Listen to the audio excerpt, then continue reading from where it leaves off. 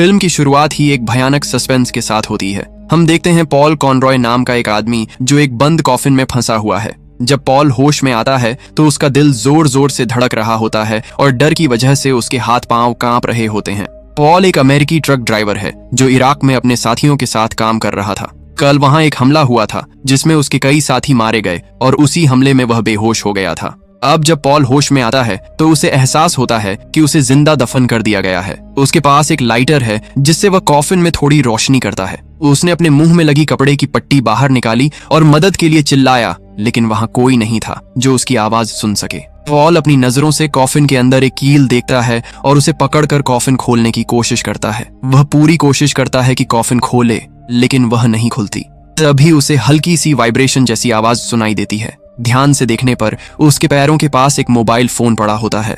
उस तक पहुंचना बहुत मुश्किल था क्योंकि कॉफिन में जगह बेहद कम थी। बड़ी मुश्किल से पॉल फोन तक पहुंचता है, लेकिन सबसे अजीब बात यह होती है कि यह फोन उसका नहीं था। फोन की भाषा अरबी में थी जिसे पॉल समझ नहीं पा रहा था। पॉल जल्दी से अपनी जेब चेक करता है। पहली जेब में कुछ नहीं था, लेकिन दूसरी जेब में थोड़ी शराब और दर्द की गोलियां मिली। लेकिन इतनी मुश्किल हालात में ये सब उसके किसी काम नहीं आ सकती थी। फौरन पॉल इमरजेंसी नंबर पर कॉल करता है। वह जोर से बताता है, मेरा नाम पॉल कॉनरॉय है। किसी ने मुझे जमीन के नीचे दफन कर दिया है। कृपया मेरी मदद कीजिए। लेकिन जल्दी ही उसे एहसास होता है कि यह इमरजेंसी नंबर अमेरिका के ओहायो के एक छोटे शहर में लग गया है और वह तो इराक में फंसा हुआ है, इसलिए ये लोग उसकी मदद नहीं कर सकते।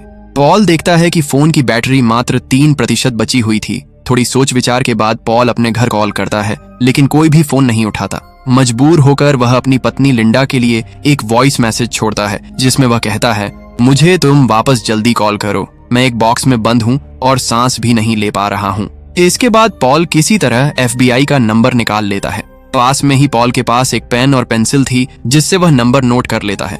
अब पॉल सीधे FBI को कॉल करता है। FBI के लोग फोन उठा भी लेते हैं। पॉल FBI वालों को बताता है कि हम अपने सामान के साथ ट्रकों में जा रहे थे, लेकिन रास्ते में उन पर हमला हो गया। इसी हमले में उसके कई साथी मारे गए और मैं हमले में पीछे रह गया था, इसलिए मेरी जान बच गई। लेकिन मुझ पर किसी ने एक पत्थर चला दिया और मैं बेहोश हो गया था। पॉल बताता है कि ये हमलावरों ने ही उसे यहीं दफन किया है।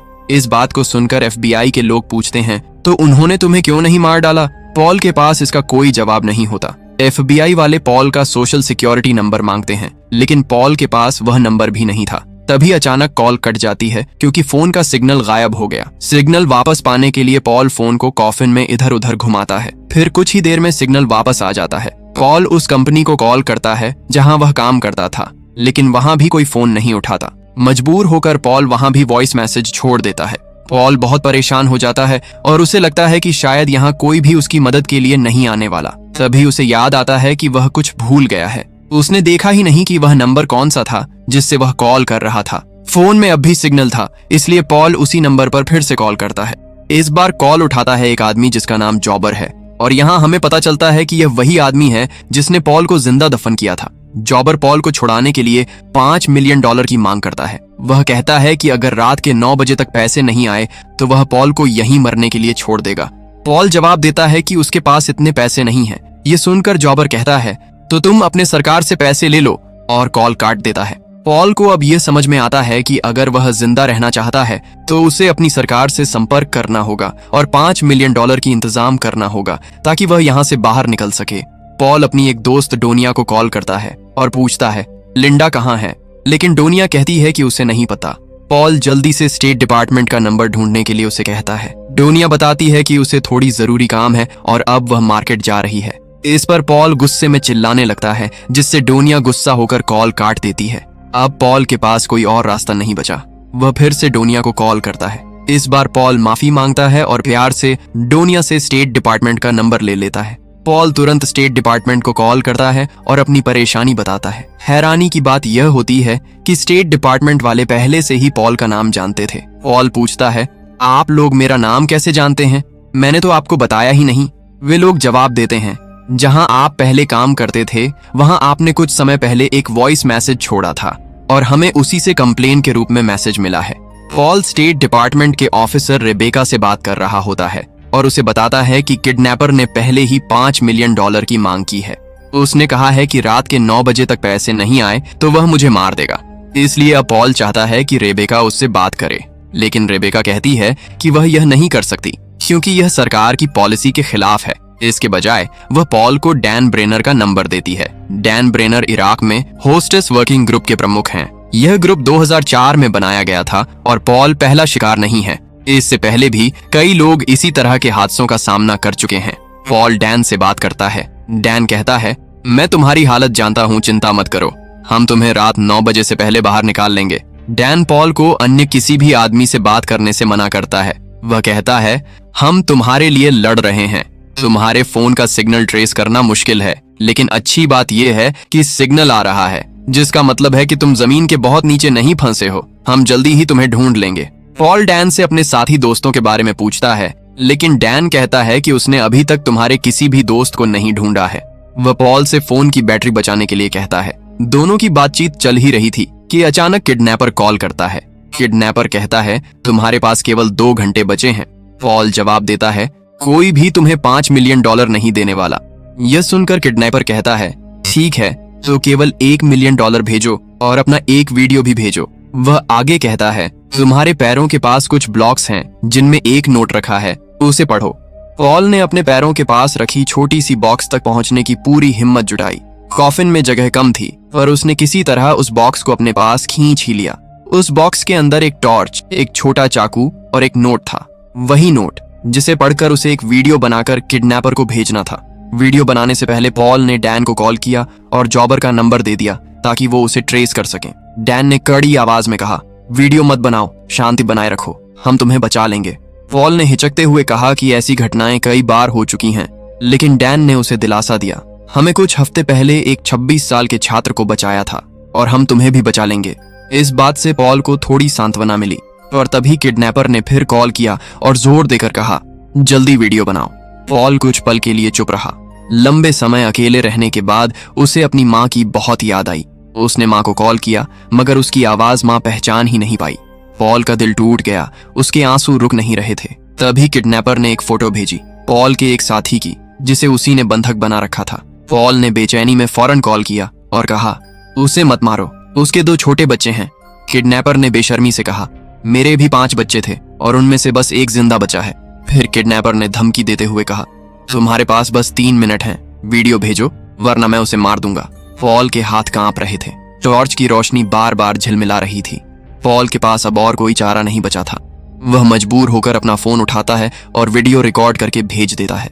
थकावट और निराशा से वह परेशान था, इसलिए वह थोड़ी देर सो जाता है। कितना समय बीता, पॉल को अब तक पता नहीं चला, पर अचानक वह उठ गया क्योंकि उसे कॉफिन के अंदर कुछ सरसराहट सी महसूस हुई। एक सांप कॉफिन के छेद से अंदर घुस आया था। सांप को देखकर पॉल डर गया और उसकी सांस रुक सी गई। धीरे धीरे सांप का सिर निकला और पॉल के दिल की धड़कन और तेज हो गई। हिम्मत बटोरकर पॉल ने पास रखी थोड़ी सी शराब उसके उस तरफ छिड़की और फिर आग लगा दी। आग की लपटों और धुएं से सांप घबराकर बाहर निकल गया। बाहर निकलते ही पॉल को थोड़ी राहत मिली, पर उसकी राहत ज्यादा देर तक नहीं टिकती। किडनैपर ने एक और वीडियो भेजा।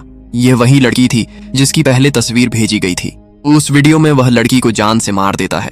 अब उसे समझ आ गया कि अब उसकी बारी है। डर और हताशा में उसके मन में आत्महत्या तक के ख्याल आए, लेकिन अपने बेटे शेन की यादों ने उसे रोका।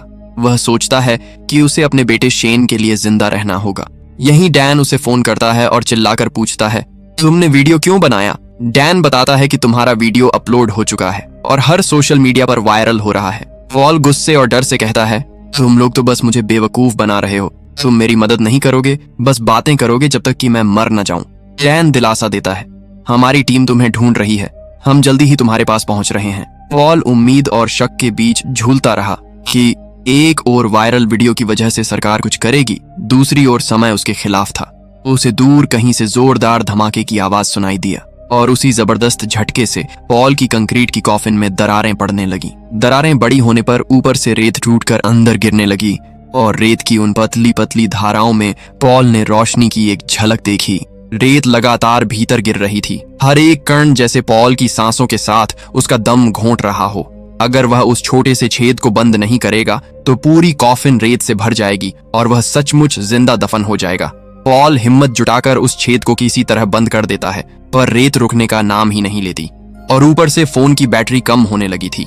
पॉल डैन को कॉल करता है। डैन ने बताया कि जो धमाके अभी हुए थे वो उनकी फाइटर प्लेन ने किए थे।